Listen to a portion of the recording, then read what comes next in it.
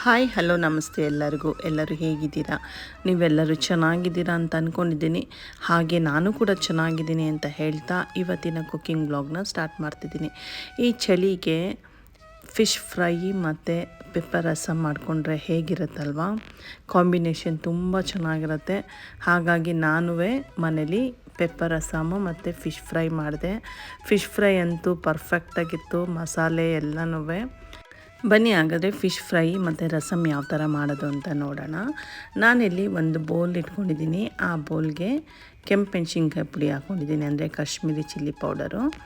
ಇದಾದ ನಂತರ ನಾನಿಲ್ಲಿ ಧನಿಯಾ powder 1 spoon, Kashmiri chilli powder 1.5 spoon, ಮೆಣಸು 1/4 ಸ್ಪೂನಷ್ಟು ಹಾಕ್ಕೊಂಡಿದ್ದೀನಿ, ಪೆಪ್ಪರ್ ಪೌಡರು ಮತ್ತು ಅರಿಶಿನ ಸ್ವಲ್ಪ.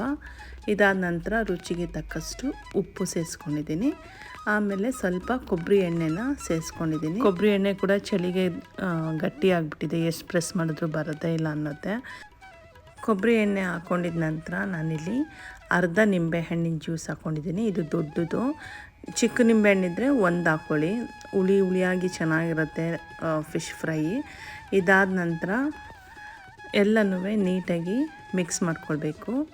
ಮಿಕ್ಸ್ ಮಾಡ್ಕೊಂಡಿದ ನಂತರ ನಾನಿಲ್ಲಿ ಜಿಂಜರ್ ಗಾರ್ಲಿಕ್ ಪೇಸ್ಟ್ ಹಾಕ್ಕೊಳ್ತಾ ಇದ್ದೀನಿ. ಜಿಂಜರ್ ಗಾರ್ಲಿಕ್ ಪೇಸ್ಟು 1ರಿಂದ 1.5 ಟೇಬಲ್ ಸ್ಪೂನ್ ಅಷ್ಟು ಸಾಕು. ಇದಾದ ನಂತರ ನಾನಿಲ್ಲಿ ಕಾರ್ನ್ಫ್ಲವರ್ ಹಾಕ್ಕೊಳ್ತಾ ಇದ್ದೀನಿ. ಕಾರ್ನ್ಫ್ಲವರು ಕೂಡ 1ರಿಂದ 2 ಸ್ಪೂನಷ್ಟು ಸಾಕಾಗುತ್ತೆ. ಇದೆಲ್ಲ ಹಾಕ್ಕೊಂಡಿದ ನಂತರ ನಾನಿಲ್ಲಿ ಸ್ವಲ್ಪ ನೀರನ್ನ ಸೇರಿಸ್ಕೊಂಡು ಮಿಕ್ಸ್ ಮಾಡ್ಕೊಳ್ತಾ ಇದ್ದೀನಿ ಎಲ್ಲ ಮಸಾಲನೂ. ಮಿಕ್ಸ್ ಮಾಡ್ಕೊಂಡಿದ ನಂತರ ಉಪ್ಪು ಹುಳಿ ಖಾರ ಎಲ್ಲ ಒಂದು ಸಲ ಚೆಕ್ ಮಾಡ್ಕೊಳ್ಬೇಕು.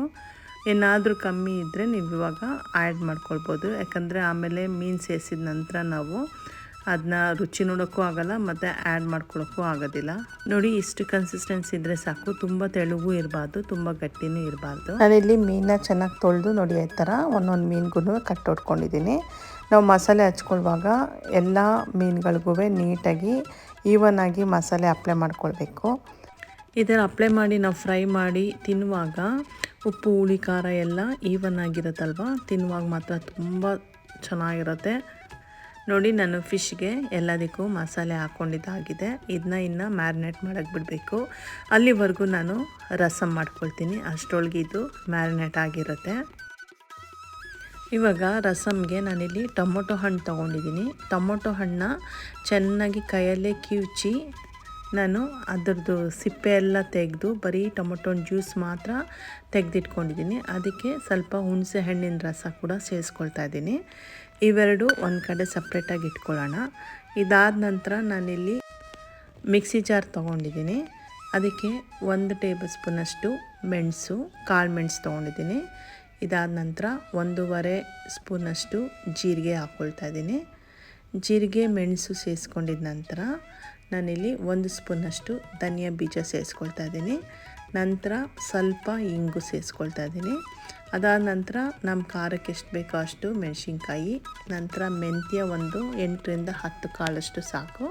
ಇದನ್ನ ನಾವು ತರಿಯಾಗಿ ರುಬ್ಕೊಳ್ಬೇಕು. ರುಬ್ಕೊಂಡಿದ ನಂತರ ನಾನಿಲ್ಲಿ ಬೆಳ್ಳುಳ್ಳಿನ ಸೇರಿಸ್ಕೊಳ್ತಾ ಇದ್ದೀನಿ. 1 ಗೆಡ್ಡೆ ಬೆಳ್ಳುಳ್ಳಿನ ಸೇರಿಸ್ಕೊಂಡು, ಬೆಳ್ಳುಳ್ಳಿ ಕೂಡ ಆನ್ ಆ್ಯಂಡ್ ಆಫ್ ಅಷ್ಟು ಮಾಡಿಕೊಂಡ್ರೆ ಸಾಕು.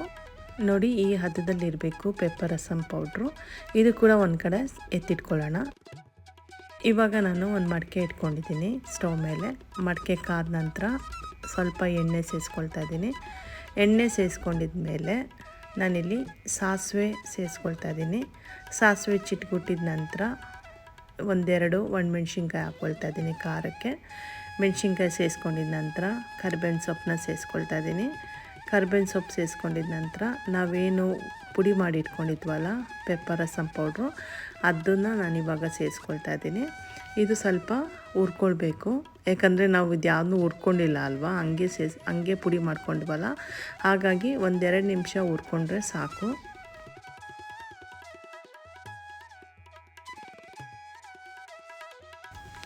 ಇವಾಗ ನಾನಿಲ್ಲಿ ಅರಿಶಿನ ಪುಡಿ ಸೇರಿಸ್ಕೊಳ್ತಾ ಇದ್ದೀನಿ. ಅರಿಶಿನ ಪುಡಿ ಸೇರಿಸ್ಕೊಂಡು 1-2 ನಿಮಿಷ ಮತ್ತೆ ಫ್ರೈ ಮಾಡ್ಕೊಳ್ಬೇಕು. ಇದೆಲ್ಲ ಫ್ರೈ ಮಾಡ್ಕೊಂಡಿದ ನಂತರ ನಾವು ಟೊಮೊಟೊ ಮತ್ತು ಹುಣಸೆ ಹಣ್ಣು 2 ಕಿವುಚಿಟ್ಕೊಂಡಿದ್ವಲ್ಲ ಅದನ್ನ ಸೇರಿಸ್ಕೊಳ್ತಾ ಇದ್ದೀನಿ. ಟೊಮೊಟೊ ಹುಣಸೆ ಹಣ್ಣಿನ ನೀರು ಸೇರಿಸ್ಕೊಂಡಿದ ನಂತರ ರುಚಿಗೆ ತಕ್ಕಷ್ಟು ಉಪ್ಪು ಸೇರಿಸಿ ನಮ್ಮ ಅಳತೆಗೆ ಎಷ್ಟು ಬೇಕಷ್ಟು ನಾವು ನೀರನ್ನ ಸೇರಿಸ್ಕೊಳ್ಬೇಕು. ನೀರೆಲ್ಲ ಸೇರಿಸ್ಕೊಂಡಿದ ನಂತರ ಒಂದು ಸಲ ಮಿಕ್ಸ್ ಮಾಡಿಕೊಂಡು ಈ ರಸಮ್ನ ಕುದಿಯಕ್ಕೆ ಬಿಡಬೇಕು. ಲಾಸ್ಟಲ್ಲಿ ನಾವು ಕೊತ್ತಂಬರಿ ಸೊಪ್ಪು ಉದುರಿಸಿದ್ರೆ ಈ ಪೆಪ್ಪರ್ ರಸಮ್ಮು ರೆಡಿ ಆಗುತ್ತೆ. ಇತ್ತೀಚೆಗೆ ವೆದರ್ ಚೇಂಜ್ ಆಗಿರೋದ್ರಿಂದ ಎಲ್ಲರ ಮನೇಲೂ ನೆಗಡಿ, ಕೆಮ್ಮು, ಜ್ವರ ಅಂತ ಕಂಪ್ಲೇಂಟು. ಸೊ ಈ ಥರ ನಾವೊಂದು ಪೆಪ್ಪರ್ ರಸಮ್ಮು ಜೊತೆಗೆ ನೆಂಚ್ಕೊಳ್ಳೋಕ್ಕೊಂದು ಫಿಶ್ ಫ್ರೈ ಇದ್ದರೆ ಎಲ್ಲರೂ ಹೊಟ್ಟೆ ತುಂಬ ಊಟ ಮಾಡ್ಬೋದು. ಮತ್ತು ಈ ಮೆಣಸಿನ ರಸಮ್ ಕುಡಿಯೋದ್ರಿಂದ ಗಂಟ್ಲಿಗೂ ಕೂಡ ಹಿತ ಅನಿಸುತ್ತೆ. ನೀವು ಒಂದು ಸಲ ಟ್ರೈ ಮಾಡಿ ಹೇಗೆ ಬಂತು ಅಂತ ಪ್ಲೀಸ್ ಕಮೆಂಟಲ್ಲಿ ಹೇಳಿ. ಸರಿ, ಇವಾಗ ರಸಮ್ ಮಾಡಿದ್ದಾಯಿತು. ಈಗ ಫಿಶ್ ಫ್ರೈ ಮಾಡ್ಕೊಂಬಿಡೋಣ. ಫಿಶ್ ಫ್ರೈಗೆ ನಾನೊಂದು ತವ ಇಟ್ಕೊಂಡಿದ್ದೀನಿ. ತವಾಗೆ ಸ್ವಲ್ಪ ಎಣ್ಣೆ ಸೇರಿಸ್ಕೊಳ್ತಾ ಇದ್ದೀನಿ. ನೀವು ಬೇಕಂದರೆ ಕೊಬ್ಬರಿ ಎಣ್ಣೆ ಕೂಡ ಸೇರಿಸ್ಕೊಳ್ಬೋದು. ನೋಡಿ, ಎಣ್ಣೆ ಕಾದಿದೆ. ಎಣ್ಣೆ ಕಾದ ನಂತರ ನಾನು ಫಿಶ್ನ ಒಂದೊಂದಾಗಿ ಹಾಕ್ಕೊಳ್ತಾ ಇದ್ದೀನಿ. ನಾವಿಲ್ಲಿ ಲೋ ಫ್ಲೇಮಲ್ಲೇ ಫಿಶ್ನ ಫ್ರೈ ಮಾಡ್ಕೊಳ್ಬೇಕು. ತುಂಬ ಹೈ ಫ್ಲೇಮಲ್ಲಿ ಇಟ್ಕೊಂಡು ಮಾಡಿದ್ರೆ ಸೀದೋಗ್ಬಿಡುತ್ತೆ, ಅವಾಗ ಚೆನ್ನಾಗಿರೋದಿಲ್ಲ.